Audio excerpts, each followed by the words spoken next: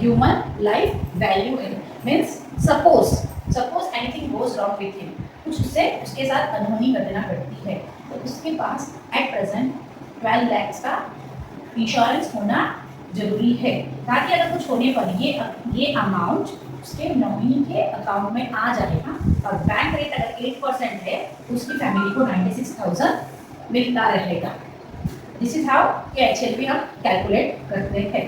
Second आता है insurance risk to be insure, कि हम रिस्क किसके अगेंस्ट में इंश्योरेंस ले सकते हैं। हम इंश्योरेंस लेते हैं तीन कैटेगरी के लिए। एक होता है अर्ली डेथ, सेकेंड होता है लिविंग टू लॉन्ग, तीसरा होता है लिविंग विद डिसेबिलिटी।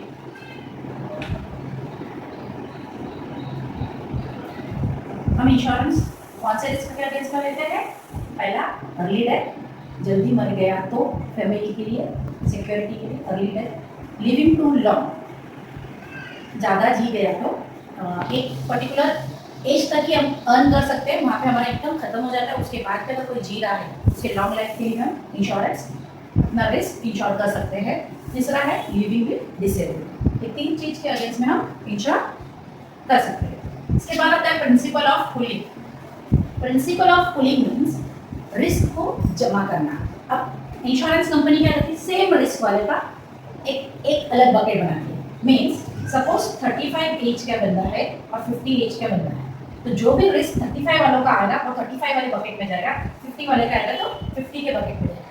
35 वाला बंदा अगर एक भी बंदा 50 वाले में गया तो 35 वाले ने जो प्रीमियम पे किया उसके इन्वेस्टमेंट जो भी है वो मीन्स लॉस में जाएगा। वैसे ही 50 वाला यहाँ पे अगर आता है 50 एज वाले को तो 35 वाले पूल में डालते हैं, तो यहाँ पे इसके रिस्क 50 वाले का रिस्क ज़्यादा है एज कम्पेयर टू 35। तो ये बंदा एक यहाँ आने के कारण ये पुल बिगड़ सकता है, इसलिए risk principle of pulling follow की जाती है। हर एक रिस्क का अपना एक अलग अलग पुलिंग होती है, पुल होता है, जिसमें अभी प्रीमियम चार्ज किया जाता है एज के अकॉर्डिंगली। एज अगर कम है तो प्रीमियम लो एंड एज अगर ज़्यादा है तो प्रीमियम